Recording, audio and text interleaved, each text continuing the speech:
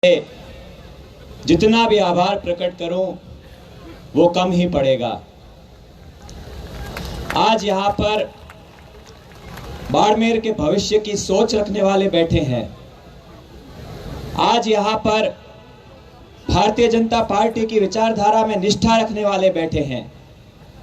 आज यहाँ पर सभी समाज के, जाति के, धर्म के लोग जो मुझ में विश्वास रखते हैं वो सभी यहाँ बैठे हैं। तो आज जो सभी आप मुझ में विश्वास रख के यहाँ पधारे हैं, मैं इसके लिए आप सभी के सामने नतमस्तक हूँ। आपके इस विश्वास के लिए, आपके इस आशीर्वाद के लिए, आपके इस भाव के लिए।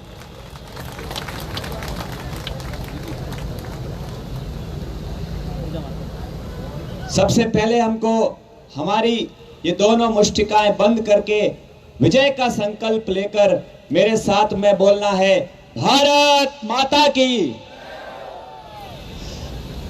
मंच पे जो विराजमान है उनसे भी आग्रह है और जहां तक मेरी आवाज पहुंच रही है उन सभी को मेरे साथ में यह जय घोष लगाना है, भारत माता की, भारत माता की, वंदे वंदे, बीजेपी जिंदाबाद, भाजपा जिंदाबाद, जनता जनार्दन जिंदाबाद, जनता जनार्दन जिंदाबाद। धन्यवाद। आज इस बाड़मेर विधानसभा के भाजपा ग्रामीण चुनावी कार्यालय उद्घाटन एवं जनसभा में मैं सर्वप्रथम समस्त देवी देवताओं, पावन धामों, पूज्य संतों, आज हमारे बीच में प्रातः स्मरणीय परम पूज्य 1008 महंत ओंकार भारती जी महाराज परेव मठ पधारे, उनके मैं चरणों में सादर वंदन करता हूं। साथ ही समस्त पूज्य संतों के चरणों में भी वंदन करता हूं। साथ ही हमारे यहाँ पर विराजमान बाड़मेर जैसलमेर से संसद में हमारी आवाज बुलंद करने वाले और केंद्र में कृषि एवं किसान कल्याण राज्य मंत्री, ये हम सब का सौभाग्य है कि यहाँ से हमारे बाड़मेर के ही जाए जन में केंद्र सरकार में माननीय मोदी जी की सरकार में मंत्री है, ऐसे मेरे बड़े भाई श्रीमान कैलाश जी चौधरी साहब विराजमान। हमारे यहाँ के संगठन जिला प्रभारी गुरुदेव पूर्व विधायक आहोर आदरणीय श्री शंकर सिंह जी राजपुरोहित साहब विराजमान। जम्मू कश्मीर की उस धरती से पधारे। आज हम सोच नहीं सकते कि जम्मू कश्मीर के लोगों ने कितने कष्टों को, कितने दुख को सहा होगा। जैसा कि उन्होंने बताया कि परम पूज्य डॉक्टर श्यामा प्रसाद मुखर्जी के प्राणों की जहां आहुति जिस धरती पर हुई, ऐसे हमारे के जब जम्मू कश्मीर के पूर्व मंत्री और यहाँ पर बाड़मेर जिला प्रवासी आदरणीय श्री शक्ति सिंह जी परियार साहब, साथ ही विराजमान यहाँ पर हमारे बाड़मेर के कार्यवाहक जिलाध्यक्ष और हमारे बाड़मेर के भाजपा के वट वृक्ष आदरणीय श्री दिलीप जी पालीवाल साहब, हमारे यहाँ से 2008 में भारतीय जनता पार्टी की प्रत्याशी रही आदरणीय डॉक्टर मधु रेखा जी चौधरी एवं समस्त हमारे यहाँ पर सम्मानित मंच। मित्रों, इस तरह की बातें चलती रहेगी। ये जो बातें हैं ये अभी मैं कई दिनों से सह रहा हूं, लेकिन जैसा कि कहते हैं चाहे भीड़ में खड़े होकर भी शांत रहते हैं, लेकिन जो बड़े होते हैं वो बड़े रहते हैं। इसलिए आप बड़प्पन का परिचय दीजिए और यहाँ पर आकर बैठ जाइए। ये जो जलजला दिखाने की कोशिश कर रहे हैं, ये कोई जलजला नहीं है, ये छोटी सी आंधी है जो अपने आप शांत हो जाएगी। मेरे सामने विराजमान हमारे सभी सम्मानित जो मंच पर बैठे हैं हमारे पदाधिकारी कार्यकर्ता, जिनका आशीर्वाद सदैव मेरे ऊपर रहता है। मैं एक एक का नाम लूंगा तो मैं क्षमा चाहता हूं। मैं आप सभी को सम्मानित मंच कह के संबोधित कर रहा हूं। और सामने बैठे हुई मेरे बाड़मेर की देवतुल्य जनता जो मेरे इस मस्तक का मुकुट भी है, और आदरणीय कैलाश जी चौधरी कह रहे थे कि तुम्हारा साफा, मैंने कहा यह साफा, ये पगड़ी, ये मुझे बाड़मेर की जनता पहराएगी और इसीलिए मैं आज इन सबके बीच में विराजमान हूं। साथ ही में इस अवसर पर बाड़मेर के जो भी महापुरुष हुए, समस्त महापुरुष, पूज्य तन सिंह जी क्षत्रिय संघ के संस्थापक, पूज्य तन सिंह जी, चौहान रावत उमेश सिंह जी और ऐसे कितने ही महापुरुष बाड़मेर की इस धरती ने दिए हैं, मैं उन सभी के श्री चरणों में वंदन करते हुए आज उन्हें स्मरण करता हूं। मित्रों, वर्तमान जो समय है उसमें मुझे एक कवि की पंक्तियां याद आती है जो मेरे भाव हैं। जिस दिन से चला हूं मंजिल पर मेरी नजर है, जिस दिन से चला हूं मंजिल पर मेरी नजर है, इन आंखों ने कभी मील का पत्थर नहीं देखा। जिस दिन से चला हूं मंजिल पर मेरी नजर है, इन आंखों ने कभी मील का पत्थर नहीं देखा। ये फूल मुझे कोई विरासत में मिले हैं, ये फूल कोई मुझे विरासत में मिले हैं। आप लोगों ने वो कांटों का बिस्तर नहीं देखा, आप लोगों ने वो कांटों का बिस्तर नहीं देखा। मुझसे कई बार पूछा जाता है कि आपने विश्व की सबसे मुश्किल जो इंजीनियरिंग परीक्षा है, आईआईटी की परीक्षा, उसमें आपने पूरे भारत में टॉप 100 रैंक प्राप्त की और आपने आईआईटी से इंजीनियरिंग करी और फिर आपने आईआईएम बेंगलोर से एमबीए किया। इतना सब कुछ पढ़ाई करने के बावजूद भी आप यहाँ पर उन सब चीजों को छोड़कर आप यहाँ वापस बाड़मेर क्यों आए? क्यों इस कांटों भरे इस राजनीति में आप आए? तो मैं उनको एक ही जवाब देता था कि आप इस दुनिया में कहीं भी चले जाए, आप कितने भी बन जाएं, अगर आप जनता जनार्दन की सेवा नहीं करते हैं तो जो आपका जीवन है वो जीवन आपका अधूरा ही रह जाएगा। इसी भाव को लेकर मैं आप सबके बीच में आया और यह भाव कोई रातों रात उत्पन्न नहीं हुआ। इस भाव के पीछे की भी कहानी है। कोई भी भाव रातों रात नहीं आता है और उस भाव की मैं आपको कहानी बताऊं। आज इस अवसर पर मैं मेरे दादाजी हल शास्त्री परम श्रद्धेय स्वर्गीय श्री तगाराम जी चौधरी पूर्व विधायक बाड़मेर को इस अवसर पर मैं स्मरण करता हूं, जिन्होंने मुझे बचपन में उंगली पकड़कर चलना सिखाया, जिनकी आंखों में मैंने वो पीड़ा देखी कि जब आमजन का कोई कार्य जो है वो नहीं होता था, उन्हें कष्ट होता था, तो उस कष्ट को देखकर जो पीड़ा होती थी, उस पीड़ा ने मेरे अंदर ये सेवा भाव का निर्माण किया। इस अवसर पर मैं याद करना चाहता हूं मेरे मामा जी स्वर्गीय श्री देवेंद्र जी लेगा को। उनके मन में भी इस बाड़मेर के बारे में, इस बाड़मेर के विकास के बारे में भाव थे। आज हमने उन्हें खो दिया है, लेकिन उनके जो भाव थे, उन्होंने जो कम समय में जो एक अमिट छाप छोड़ी, आज मैं उनको भी स्मरण करता हूं। उन्होंने सर्व समाज के दिलों के अंदर अल्प समय में जगह बनाई, आज मैं उन्हें भी स्मरण करता हूं। उनके साथ रहा, उन्होंने मुझे मित्र की भांति रखा, उन्होंने मेरे मन में ये सेवा भाव है, ये उनकी भी देन है। ये देन है मेरे आसपास जो मेरा वातावरण था उसकी देन, उस देन के कारण आज मेरे मन में ये सेवा भाव उत्पन्न हुआ है। मेरे दादाजी ने 18 वर्ष की अल्पायु में सेवा का भाव लेकर राजनीति में कदम रखा। उन्होंने जीवन में कई चुनाव लड़े, लेकिन एक ही ध्येय था कि मुझे सामान्य मानवी की सेवा करनी है, उनके दुख दर्द को मुझे दूर करना है। उन्होंने जीवन पर्यंत गौ सेवा की। लोग दूर दूर से देखने आते थे। भीषण अकाल में भी उन्होंने चारा डिपो चलाए। लोग आश्चर्य करते थे कि कोई वित्तीय सहायता सरकारी नहीं होने के बावजूद भी इतना बड़ा चारा डिपो है, वो कैसे चल रहा है। लोग वहां पर इंस्पेक्शन करने आते थे, सर्वे करने आते थे, और वही गौ माता का आशीर्वाद उन पर भी रहा। और मैं सौभाग्यशाली समझता हूं अपने आप को कि वो आशीर्वाद मुझे भी मिला है। उन्होंने मानव सेवा के लिए अपना जीवन दिया।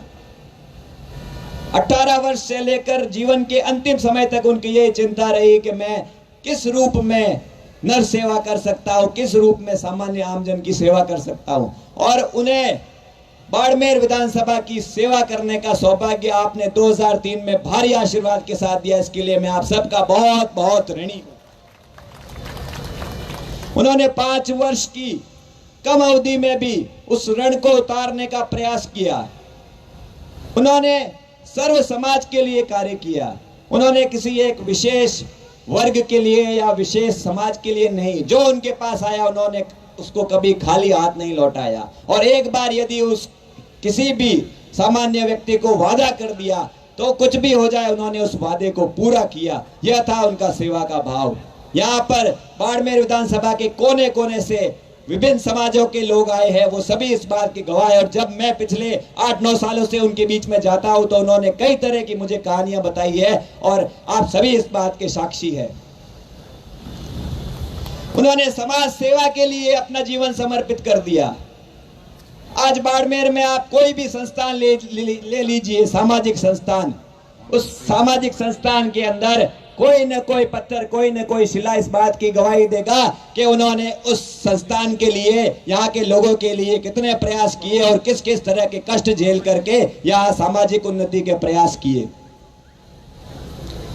संगठन की सेवा की, संगठन सर्वोपरि का भाव रखा। मैंने खुद ने देखा जब वो घर से निकलते थे उस समय उनके पास में जब मैं समझने लगा तो उनके पास में जीप होती थी और जीप के आगे कमल का ध्वज लगा रहता था। तो मैंने देखा जब भी वो सुबह घर से निकलते थे और उस जीप में बैठते थे उससे पहले उस कमल के झंडे को सलाम करके, उस कमल के झंडे का आशीर्वाद लेकर के वो अपनी यात्रा की शुरुआत करते थे। यह था संगठन का भाव। और इसी संगठन के भाव को त्याग के समय भी उन्होंने कदम पीछे नहीं हटाए। 1993 की बात है। 1993 से पहले उन्होंने आमजन में घूम करके, गांव-गांव, ढाणी-ढाणी घूम करके भारतीय जनता पार्टी का ध्वज मजबूत किया। उस समय की बात है जब सारे समीकरण उनके पक्ष में थे, लेकिन उसके बावजूद भी उन्होंने अपना जो मौका था उनको मौका देने का कहा गया कि आपको यहाँ से लड़ना है, लेकिन उस समय उन परिस्थितियों के अंदर भी उन्होंने त्याग किया और उन्होंने कहा कोई बात नहीं, इस बार मैं नहीं लड़ूंगा, जनता मुझे अगली बार और मौका दे देगी। ये उन्होंने उस समय त्याग किया। उन्होंने कभी इस बात की परवाह नहीं की। 2003 से 8 में वो विधायक थे। 2008 में आदरणीय डॉक्टर मृदुरेखा जी को उस समय पार्टी ने सिंबल दिया। ये भी भारतीय जनता पार्टी की कार्यकर्ता थी और इनसे आप पूछिए कि जैसे सिंबल की घोषणा हुई आप मिलने गई और अगले दिन उन्होंने कहा कि बेटी तू आ जाना, मैं प्रचार के लिए साथ में चल दूंगा। उन्होंने बिल्कुल भी कोई हिचक नहीं दिखाई। ये था उनका त्याग। इस त्याग के बलबूते पर मुझे ये आशीर्वाद मिला है, ऐसा मैं मानता हूं। इस त्याग के कारण ही मैं इस स्थान पर पहुंचा हूं और मेरा यह सौभाग्य है कि विश्व की सबसे बड़ी राजनीतिक पार्टी भारतीय जनता पार्टी ने मुझ जैसे एक सामान्य से कार्यकर्ता को इतना बड़ा आशीर्वाद प्रदान किया। उसके लिए मैं राष्ट्रीय शीर्ष नेतृत्व, प्रदेश शीर्ष नेतृत्व का बहुत बहुत आभार व्यक्त करता हूं इस अवसर पर। मित्रों, भारतीय जनता पार्टी की विचारधारा के बारे में, भारतीय जनता पार्टी की जो 5 निष्ठाएं हैं, भारतीय जनता पार्टी का संकल्प है, उसके बारे में हमारे मंच पर वक्ता है उन्होंने बहुत बातें बताई हैं। मैं तो सिर्फ इतना ही कहता हूं कि अगर गांव-गांव, ढाणी-ढाणी, आज यह बॉर्डर की ढाणी है, अगर उसमें बैठे हुए अगर सामान्य इंसान की उन्नति के लिए, उसके विकास के लिए, उसकी जो मूलभूत सुविधाएं हैं उसके लिए अगर कोई विचार कर सकती है तो वो सिर्फ भारतीय जनता पार्टी ही कर सकती है। आप देखते हैं कि माननीय प्रधानमंत्री मोदी जी जो अंत्योदय की योजना लेकर, जन कल्याणकारी योजनाएं लेकर आए, क्या कोई सोच सकता था कि हमारे ग्रामीण एरिया के अंदर बैठी महिला, जिन्हें सुबह जब घर से निकलना पड़ता था तो उन्हें कितनी शर्म महसूस होती थी, उन्हें अंधेरे के अंदर जाना पड़ता था, लेकिन इस बात की चिंता की तो सिर्फ एक व्यक्ति ने की, वो है माननीय प्रधानमंत्री श्री नरेंद्र मोदी। घर घर बिजली पहुंचाना हो, घर घर नल पहुंचाना हो, घर घर आवास पहुंचाना हो, ये सारे कार्य माननीय मोदी जी ने किए। और माननीय मोदी जी का ही ऐसा करिश्मा रहा कि 2024 के अंदर अयोध्या में राम मंदिर बनने जा रहा है और हमारे जीवन में हम सब इस बात के साक्षी बनने वाले हैं। ये हमारा सौभाग्य है और ये सौभाग्य हमें कोई दिला रहे हैं तो वो नरेंद्र मोदी जी दिला रहे हैं। माननीय अमित शाह जी, जिन्होंने जम्मू कश्मीर के अंदर धारा 370 हटाने का काम किया, इस अवसर पर भी मैं उनका बहुत बहुत आभार प्रकट करता हूं। ऐसे न जाने कितने उदाहरण हैं। जिसकी अगर बात करें तो बहुत समय लग जाएगा, लेकिन मैं अपनी बात को संक्षिप्त करता हूं। राजस्थान में कांग्रेस की सरकार है। जादूगर जी कांग्रेस का जो राजस्थान में बैठे थे, उन्होंने 5 साल जादू दिखाया, और वह जादू है वो जनता की सेवा का नहीं दिखाया, वो जनता को गोलमोल करने का दिखाया। कभी वो कहते थे कि होटलों में हम बंद हो गए हैं, कभी वो कहते थे कि आपस में लड़ाई चल रही है, काम नहीं हो पाएगा, कभी पेपर लीक हो गए, कभी जो पैकेट है उसके अंदर जो लाल मिर्ची होती थी उसको उन्होंने लाल मिट्टी बना डाला। जादूगर तो सही में जादू कर ही डालते हैं। उस बारे में मुझे कहने की आवश्यकता नहीं है, वो हम सबको पता है, हम सब पीड़ित रहे, चाहे युवाओं के लिए पेपर लीक हो, चाहे महिलाओं के ऊपर बलात्कार हो, चाहे और कोई भी बात हो, कोई भी वर्ग ले लो, वो हमेशा प्रताड़ित रहा। अब आते हैं बाड़मेर की बात पर। पिछले 15 सालों से बाड़मेर में भय, भ्रष्टाचार, जंगल राज और कुशासन का बोलबाला रहा। एक व्यक्ति विशेष ने, मेवाराम जी ने, इस बाड़मेर को जो एक सुनहरा था, जिसे 2008 में दादाजी स्वर्गीय सीताराम जी ने एक सुनहरा बाड़मेर बना करके छोड़ा था, इस बाड़मेर का उन्होंने 15 साल में बेड़ा गर्क कर दिया। शहर की बात कर ले, शहर के अंदर नगर परिषद में भ्रष्टाचार, सरकारी जमीनों का बंदरबाट, सिंदरी चौराहे की बात आप अभी आदरणीय धन सिंह जी ने की थी। बाड़मेर की सफाई व्यवस्था के क्या हाल कर दिए हैं, स्वास्थ्य सेवाओं के क्या हाल कर दिए हैं। यहाँ पर ये कुर्ला सीवरेज ट्रीटमेंट प्लांट है, यहाँ सिंदरी चौराहे से लेकर अगर आप वहाँ ट्रीटमेंट प्लांट तक जाएंगे तो आपको गंदगी गंदगी दिखेगी। कहीं पर नाले डटे पड़े हैं, कहीं पर लीक हो रहा है नाले का पानी, ऐसी स्थिति कर दी है उन्होंने। ग्रामीण क्षेत्र के व्यक्ति की बात करें, न तो पीने का पानी पहुंच रहा है, न लाइट पहुंच रही है। जब व्यक्ति की मूलभूत सुविधाएं भी नहीं उसको मिल पाएगी तो हम क्या विकास की बात करेंगे, क्या हो पाएगा इस बाड़मेर का। तो हमें अभी इस बार एक ही निश्चय, एक ही संकल्प करना है कि जो ये 15 वर्षों का जो एक व्यक्ति विशेष का राज रहा है, उस राज को अब जनता का राज बनाना है, और बाड़मेर मुख्यालय पर भारतीय जनता पार्टी का जो है वो कमल खिलाना है और पूरी मजबूती के साथ खिलाना है। और हम सबको विश्वास है, सर्वे भी कह रहे हैं, किसी से और से पूछ लो, सब जगह से पूछ लो, वो ये कह रहे हैं कि राजस्थान के अंदर भारतीय जनता पार्टी की सरकार बनने जा रही है और प्रचंड बहुमत के साथ बनने जा रही है। क्या आप नहीं चाहते कि उस प्रचंड बहुमत की सरकार में बाड़मेर मुख्यालय से एक प्रतिनिधित्व हो? क्या आप चाहते हैं? पूरे दोनों हाथ उठा करके बताइए, क्या आप चाहते हैं कि बाड़मेर का ये बेटा है वो वहां विधानसभा में बैठे? यह आशीर्वाद मुझे आप सभी से चाहिए। 25 नवंबर से जो पहले का समय बचा है उसके अंदर हर व्यक्ति को मैं सब जगह पहुंचने का प्रयास करूंगा, लेकिन सब जगह नहीं पहुंच पाऊंगा। इसलिए आप सभी को दीपक बनकर, कमल का ध्वज लेकर गांव गांव ढाणी जानी जाना है। यह आप सब, मैं आप लोगों को आज यहाँ पर ये संकल्प लेकर जाना है। इस संकल्प के लिए मैं आज अब सबके बीच में उपस्थित हुआ हूं। अब मुझसे बार बार पूछा जाता है कि आप इतने पढ़े लिखे हैं, बाड़मेर के बारे में आपका क्या विजन है? तो मैं 2 बात कहता हूं कि विजन हमेशा बड़ा होना जरूरी नहीं है। विजन बड़ा होना चाहिए, लेकिन उसके अंदर एडवांस चीजें हो। उससे पहले हमारी जो मूलभूत सुविधाएं हैं वो सुविधाएं बेहतर कर कैसे हो, ये हमारा पहला विजन होना चाहिए। पानी, बिजली, चिकित्सा, शिक्षा, ये हमारी बेहतर कैसे हो, वो हमारा विजन होना चाहिए। तो उस विजन के लिए मेरा जो टेक्निकल और जो मैनेजरियल मेरा प्रबंधन का जो फील्ड है, उस फील्ड का उपयोग करके सबसे पहले तो मेरा यही उद्देश्य रहेगा कि मूलभूत सुविधाओं को मैं और बेहतर कैसे कर पाऊं। दूसरा, एडवांस्ड विजन, जैसे आदरणीय लक्ष्मण जी वडेरा साहब बता रहे थे कि बाड़मेर के अंदर वाटर लॉगिंग की समस्या है। हल्का सा खड्डा खोदो तो पानी निकल आता है। क्या इतने सालों में कभी किसी ने इस बात पे विचार किया?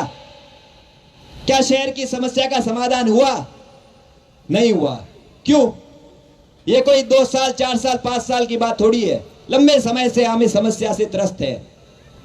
उसके लिए मैंने जो अभी कुछ वर्ष पहले के जिला कलेक्टर थे उनको मैंने एक प्रपोजल दिया था। मैंने कहा था बाड़मेर को स्पॉन्ज सिटी बनाने की जरूरत है। स्पॉन्ज सिटी का क्या अर्थ होता है? स्पॉन्ज जो होता है ना, जो एक मखमली सा जो एक होता है, उसके अंदर आप पानी डालो तो वो सोख लेता है, और जब उसको निचोड़ते हो तो वो पानी निकाल देता है। ऐसे बाहर के देशों के अंदर स्पॉन्ज सिटीज बनी हुई है।